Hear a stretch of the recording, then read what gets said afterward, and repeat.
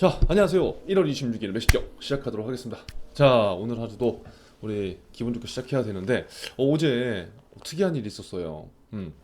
최근에 거의 한 달?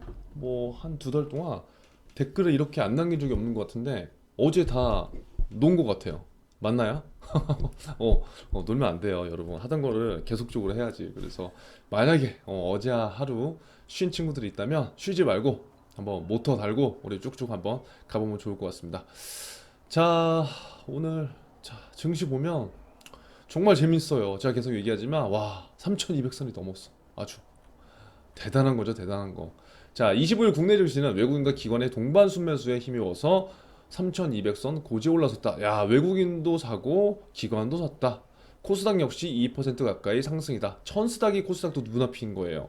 아, 그래서 새로운 상승 추세인지 아니면 단기 정점을 향한 흐름인지 고민에 대한 시점이다. 그러니까 이것들은 지금 계속 고민이 돼야 하는 그런 시점이기 때문에 상황을 좀 지켜보면 굉장히 재밌을 것 같아요. 뭐 단기적으로 연방공개시장위원회 FOMC 발표하고 이제 경제 지표 뭐 이런 것들이 불안하냐 안 하냐 이런 것들이 남아 있다고는 하지만 그럼에도 불구하고 시장이 이렇게 모멘텀이 강할 줄은 저는 솔직히 생각을 못했어요.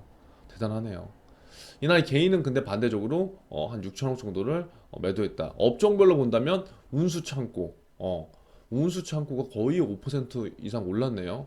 그리고 유상증자 권리락 착시 효과로 대한 항공주가 크게 올랐고, 항공주 중에서는 이렇게 대한항공, 와, SK 하이닉스도 정말 장난이 아니네요. 삼성전자도 장난이 아니고요. 야, 정말 엄청납니다. 이번 증시. 이 증시의 끝이 어딜까? 정말 추측을 서로 한번 해보면 좋을 것 같아요. 자, 그 다음은 소상공인 대출을 몰렸다. 이거 한번 볼게요. 신한은행 모바일 앱 2시간 동안 먹던. 그러니까 지금 만약에 은행권을 쓰는 친구들이라면 이런 것들 한번 잘 생각을 해보면 좋을 것 같아요. 자, 지금 신한은행 모바일 앱 스토리 접속 장애로 약 2시간 동안 먹통이 되면서 소비자들이 불편을 겪은 거죠. 그러니까 여러분들이 이제 디지털 인재, 디지털 사고 뭐 이런 것들을 굉장히 혼돈할 수 있는데 저는 계속 누누이 강조하지만 IT나 디지털을 지원하는 친구들의 역량과 일반 영업을 지원하는 친구들의 디지털 역량과는 약간 다른 개념이라고 생각하면 돼요. 그러니까 일반 영업을 하는 그런 취준생들한테 뭔가 디지털적인 지식이라던가 물론 지식은 있어야 되겠지만 조금은 근데 뭐 기술적인 거를 요한다는 건 지금 현 시장 상황에서 별로 말이 별로 안 되는 거거든요. 그렇다고 한다면 우리가 지금 가져야 될 거는 꾸준하게 금융 이슈를 접하고 거기에서 현장에서 어, 디지털 활용해서 고객들한테 어떠한 도움을 줄 수 있을지 그런 것들을 먼저 생각해보고 이 상품 내가 판매하는 상품에 대해서 어떠한 개선 사항이라든가 좀 더 좋은 뭐 긍정적인 그러한 해결책 그러한 것들을 한번 생각해 보는 게 여러분 좋을 것 같아요. 이번에 국민은행에서도 하반기 때 그런 과제들이 나왔기 때문에 먼저 생각을 해봐야 된다는 거죠. 그러니까 IT적인 기술적인 요소만 놓고 보는 게 아니라 이 사고와 마인드가 저는 굉장히 중요하다고 보는데 자 한번 보면은 왜 대출이 이렇게 몰렸느냐 소상공인 대출이 시행되면서 단시간에 접속자가 몰렸다. 그럼 우리는 이 기사를 뭘 알 수 있다? 아 소상공인 대출이 시행됐구나. 소상공인 대출 뭐예요? 뭐 자영업자나 이런 영세 사업하시는 분들한테 돈을 저리로 이제 은행에서 대출을 해주는 거죠. 그렇기 때문에 필요한 분들이 그럼 엄청 많다는 거잖아요. 일단 수요가 대출에 대한 수요는 굉장히 많아. 그런데 그 중에서도 특히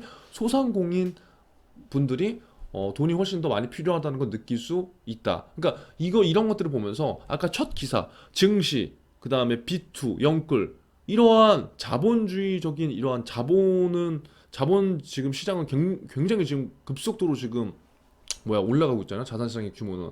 그럼에도 불구하고 일반 서민들 같은 경우에는 돈이 없어서 또 돈을 빌리고자 하는 분들도 이렇게 많다는 거예요. 그러니까 굉장히 지금 극과 극인 양극화인 상황인 거죠. 예. 그래서 이러한 것들을 또 우리가 보면 이해하면 될 것 같고요. 자, 솔 같은 경우에 그러니까 이런 것들을 뭐 2시간 가량 접속이 되지 않았다고 해서 솔에 문제가 있느냐? 물론 문제가 있을 수 있지만 그런 걸로 우리가 좀 해석하기보다 왜 이렇게 많은 신청자가 모이렸는지 그리고 신한은행 말고 다른 은행도 만약에 이러한 이슈가 있었을 때 문제가 있었을 거잖아요. 그럼 그러한 문제가 어떠한 것 때문에 생긴 건지 그런 것 정도는 알면 좋을 것 같아요. 자, 그래서 여기 또 나오지만 모바일 앱 접속 장애에 대한 집합금지 업종 대출을 이용하려는 소상공인이 갑자기 몰렸기 때문이다. 왜 그러냐? 소상공인 대상으로 1조 원 규모로 지원하는 1,000만 원 임차료 대출 신청을 시작했다는 거예요. 1,000만 원 임차료 대출. 이게 뭐냐? 대출 금리는 연 1.9% 고정금리며 대출 기간은 2년 거치 후 3년 분할 상환. 그러니까 5년 동안 1,000만 원을 연 1.9%로 빌려준다는 거예요. 개인, 법인 모두 신청이 가능하고요. 그렇기 때문에 뭐예요? 1.9%면 괜찮지 않아요? 5년 동안? 그러니까 이게 어떠한 분들한테는 굉장히 작은 돈이라고 생각될 수 있지만 또 어떠한 분들한테는 지금 매출도 안 나오고 그리고 임대료라든가 인건비를 줘야 되는 상황에서 단돈 500만 원, 1000만 원도 굉장히 힘든 상황이 될 수 있다는 거죠. 그런데 여기 지금 중소기업, 중소벤처기업부에서 이렇게 빌려주는 거기 때문에 5년 동안 내가 이 돈을 쓸 수 있잖아요. 저리로. 그래서 어떠한 분들한테는 또 여기서 주저앉지 않고 또 한 번 뭔가를 할 수 있는 그러한 버팀목인 역할을 좀 하지 않았을까 이제 그런 거 싶어요. 그러니까 이러한 것들이 좀 자금이 많이 풀려서 조금 더 많은 분들이 지금 힘들 때 도와준다면 진짜 더 좋겠죠. 그게 궁극적으로 금융권 또 큰 기업들이 해야 될 사회적 뭐 책임은 아니지만 뭐 어떻게 보면 또 책임이 또 될 수도 있는 거잖아요. 그러니까 힘들 때 서로 나눠 도와주고 그러한 것을 바탕으로 해서 다시 서민들이 일어서고 다시 금융기관을 신뢰하고 이러한 구조가 선순환이 되는 것이 바람직한 거겠죠. 자, 신한은행 관계자는 법인 사업자는 소상공인 시장진흥공단 홈페이지에서 가능하고 개인 사업자의 경우 뭐예요? 법인도 신청 가능하고 개인도 신청 가능한데 개인 사업자의 경우에 비대면으로 신청할 수 있는 곳이 유일하게 신한은행이다. 그러면 신한은행이 이거에 강점을 갖고 있었는데 오늘 어제 그게 막혀버린 거죠. 그쵸? 접속자가 몰릴 것을 예상해서 인계치를 설정해 두었지만 너무나 많이 포괄적으로 몰렸다는 거예요. 그래서 오후에는 다시 이렇게 됐다. 요걸 보면서 단순하게 뭐 앱 문제 그런 걸 떠나서 좀 더 우리가 다른 부분들을 신문 기사에서 생각해 보면 좋을 것 같습니다. 자, 세 번째. 저탄소 노력 없으면 은행도 위험. 금융권 녹색 금융 면책. 자, 볼까요? 무슨 말인지. 재생에너지 발전, 전기차 등 탄소 배출을 줄이기 위한 노력을 기울이지 않으면 2029년 국내은행의 BIS 최소 의무 비율을 위협할 정도로 떨어진대요. 그러니까 재생에너지 발전과 전기차 등 탄소 배출을 줄이기 위한 노력을 기울이지 않으면 뭐가 떨어진다는 거예요? BIS가 떨어진다는 거예요. 그래서 정부는 금융권의 적극적인 저탄소 경영을 유도하기 위해서 녹색 금융 지원 결과 손실이 나도 징계하지 않는 방안을 추진 중이래요. 그러니까 재생에너지, 전기차 이런 탄소 배출에 대해서 이게 어떻게 보면은 환경적인 문제잖아요. 환경적인 문제인데 이게 뭐 비단 우리나라뿐만이 아니라 이건 전 세계적으로 이렇게 될 수밖에 없는 상황인 거죠. 근데 이제 정부에서 이러한 일종의 푸시를 가한 거고 이러한 푸시에 따라서 국내 은행들이 이러한 푸시에 움직일 수밖에 없는 상황이겠죠. 자, 그래서 이런 뭐 부위원장님이 제3차 녹색금융 추진 TF를 열고 2021년 녹색금융 추진 계획을 논의했대요. 이날 금융감독원은 탄소 배출 감축 비용을 신기술 개발 노력 없이 탄소 배출권 구매 등으로 충당하는 경우와 재생에너지 발전 이렇게 이거는 뭐 중요하지 않은 것 같아요. 뭐 아무튼 요렇게 한 거고 결과에 따르면 이게 중요한 거죠. 2026년까지는 신기술 개발 노력 없이도 은행의 BIS 비율은 크게 떨어지지 않았다. 2026년까지는 상관없다는 거예요. 조금은. 근데 2027년부터는 어떻게 되냐? 막대한 비용이 발생해서 BIS도 이렇게 된다. 특히 2029년에는 앞으로 거의 10년 뒤죠. 국내은행 BIS 비율이 4.7%까지 떨어져서 최소 의무 비율 4.5%로 위협했다. 근데 신기술을 개발하면 뭐예요? 2029년 높아진다는 거지. 그럼 신기술 개발하는 게 좋을 거예요? 안 하는 게 좋을 거예요? 개발하는 게 좋겠죠, 당연히. 이에 금융당국은 기후 리스크에 대한 관리 감독 계획을 수립하고 중장기적으로 뭐 연구 이렇게 하도록 했다. 그래서 아무튼 이러한 거에 ESG에 대한 거 제가 몇 번 말씀드렸는데 이런 것들을 뭐 하면 좀 관심 가지면 좋을 것 같아요. 지금을 자율공시나 그러니까 이런 거예요. 환경 리스크 관리 시스템 대응 계획 등 환경 정보에 대한 기업 공시를 단계적으로 한다. 그러니까 기업에 대해서 앞으로 공시를 할 때 환경에 대한 것들을 의무화하는 거고 지금은 자율공시나 2025년부터 자산 2조 원 이상 코스피 상장사에 의무화되고 30년부터 이렇게 된다. 왜? 환경에 대한 중요성을 더 강조하기 위해서 또 기관 투자자의 수탁 책임자 범위에 환경 등 ESG 요소가 포함되도록 스튜어십 코드도 개정한다. 그렇기 때문에 금융권에서 더 관심을 가져야 될 수밖에 없는 거죠. 이해되셨죠? 그래서 이러한 것들은 단기적으로 뭔가 수익적인 측면들 때문에 하는 것들이 아니라 어떻게 보면 환경적으로 우리나라 포함 전 세계적으로 환경에 대한 이슈도 굉장히 있기 때문에 그러한 것들을 많이 지원해주고 마인드 자체도 바꾸고 관련 조직에서 그러한 것들을 조금씩 이제 정책적으로나 전략적으로나 하게 된다면 이제 지금부터 서서히 바뀌는 거겠죠. 그래서 지금부터 ESG에 대한 관심을 많이 두는 것 같아요. 그래서 그러한 차원에서 한번 보면 좋을 것 같습니다. 자, 마지막 라인 펀드 판매, 은행 제재 본격화, 은행권 고강도 추가 징계 억울하다. 뭘까요? 라임 사태 여러분 다 알죠? 모르면 찾아보세요. 굉장히 중요한 거예요. DLF도 마찬가지고. 라임, 디스커버리 등 사모펀드를 판매한 은행들에 대한 금융당국의 제재가 본격화 예고되면서 은행권이 바짝 긴장하고 있다. 이거 왜 긴장하는 거야? 예? 라임 사태하고 DLF 뭐 이런 사태도 계속 일어났어요. 그쵸? 일어났는데 이게 지금 판매를 은행에서 했잖아요. 그러니까 위에 금융당국에서는 지금 책임을 은행 쪽에다 많이 묻고 있는 거라고요. 왜? 왜? 판매 회사가 은행에서 많이 했으니까. 근데 은행들은 이거죠. 억울해. 왜 우리가 중개에서 판매했는데 왜 우리만 갖고 뭐라 그러는 거야? 막 이런 거야. 이게 말이 돼요? 말이 될 수도 있고 안 될 수도 있다. 왜? 서로 입장이 다르기 때문에. 자, 지난해 11월 라인펀드 판매 증권사 전현직 CEO들이 대다수 직무정지, 기업경고 등 중징계를 받은 만큼 형평성과 피해자 여론을 의식한 금융당국이 은행장들에게 높은 징계 조치를 내릴 것이라는 관측이 우세하대요. 기업은행은 17년부터 19년 디스커버리 펀드를 이렇게 판매했고 실패했고 환매가 지연되고 라인 펀드도 판매했대요. 뭐 기업은행뿐만 아니라 다른 은행들은 솔직히 많이 있는데 그건 뭐 제가 여기서 언급할 건 아니고 한번 찾아보세요. 뭐가 문제가 있었나. 그러니까 결국은 뭐냐면 사모펀드가 문제였어. 사모펀드 이 공모가 아니라 사모를 판매했는데 이러한 사모펀드는 리스크가 따르는 건데요. 여러분도 잘 보면 알겠지만 이래서 제가 굉장히 중요하게 생각하는 게 뭐냐면 모든 상품에서 이것도 메모장에다 써볼까? 저번에 메모장에다 아이고 안 되겠네.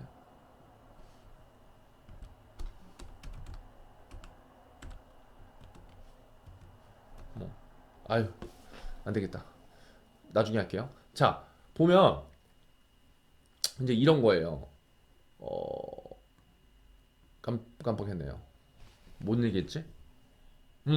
이런 거죠. 그러니까 은행에서 사모펀드를 많이 팔았잖아요. 그러니까 사모펀드라는 게 리스크가 있는 건데 은행에서 판매한다고 생각하기 때문에 고객들은 되게 안전하게 생각하다고 생각하거든요. 근데 그게 아니라는 거죠. 이번에 그런 얘기들이 많이 나왔고 중요한 건 이 내용은 그냥 한번 쭉 보시고요.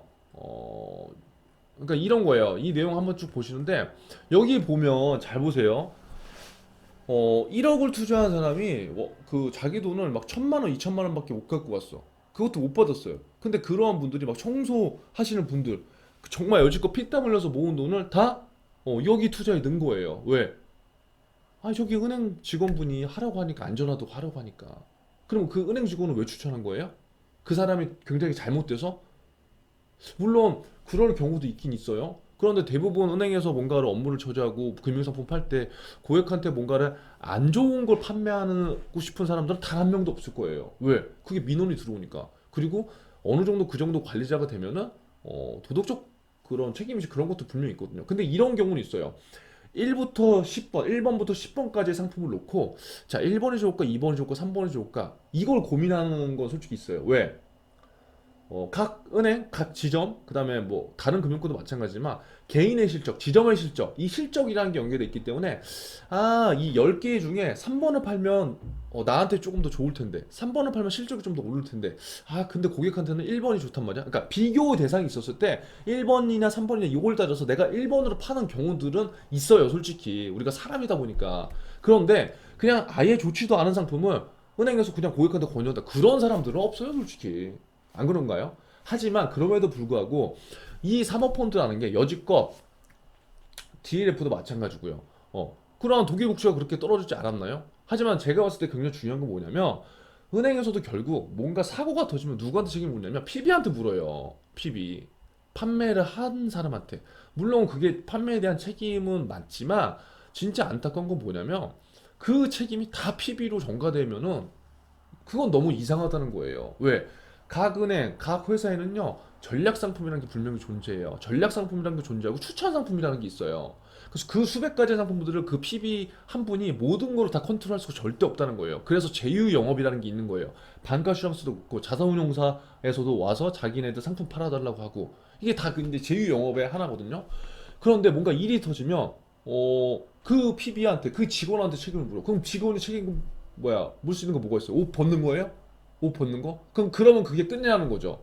제일 중요한 거 어떻게 본다면 이번 이러한 사태도 마찬가지예요. 제가 봤을 때 제일 위에서 어떠한 상품이 뭔가 들어오게 되면 각 회사는요 본점에 상품을 개발하거나 상품을 검증하는 그런 부서들이 있겠죠. 상품 개발부 빼고 상품 검증, 그쵸? 그럼 그 검증 과정에서 이러한 것도 철저하게 이루어져야 되겠죠. 그렇지 않나요? 왜? 은행은 구멍가게가 아니니까요. 그럼 거기 단계에서부터 어느 정도 믿을 만한 상품, 고객들한테 리스크가 뭐 마이너스 10%이 밑에는 절대 안 된다. 이런 기준을 갖고 선정을 한 다음에 밑에 영업을 하도록 해주는 게 맞는 거예요. 하지만 지금은 그 이 윗선에서 해야 될 것들이 지금 걸러지지 않은 채 뭐예요? 밑에서 지금 판매를 열심히 영업을 했어. 여러분도 이제 나중에 가보면 영업을 해보면 알겠지만 이런 것도 굉장히 힘들어요. 영업은요, 진짜 적극적으로 하려고 하는 분들 굉장히 많죠. 근데 나는 위에서 회사에서 시키는 대로 회사가 좋다고 해서 그 근거를 바탕으로 해서 내가 팔았는데 나중에 문제가 터지니까 나한테 내가 모든 걸 다 책임져. 그럼 누가 직원 하나요? 안 그래요? 개인 프리랜서 하지. 그러니까 이런 것들은 제가 봤을 땐 분명히 고쳐져야 될 거예요. 그래서 저는 개인적으로 친한 PB 분들도 굉장히 많았는데 이러한 사건이 있어서 굉장히 안타까운 경우가 많았어요. 근데 뭐 어떻게 할 거예요? 직원이 뭐 예를 들어서 위에 부서에 위에 본점에 연락해서 아 그거 팔으라고 했잖아요. 뭐 그렇게 얘기할 수 있나? 못해요. 여러분들이 이제 현직자가 되면 알겠지만 그래서 그러한 면이 안타깝고 이러한 것들이 악순환이 되지 않으려면 정확한 상위 부서에서 어느 정도 가이드라인과 정확한 책임 뭐 이런 것들을 내려줄 필요가 있다. 아니 내려줘야 된다. 그래야지 그 일선 현장에서 뛰는 세일즈 하는 그런 직원분들이 제대로 영업을 할 수 있죠. 이런 거 했으면 누가 영업하겠어요? 여러분들도 마찬가지로? 어? 안 되겠죠?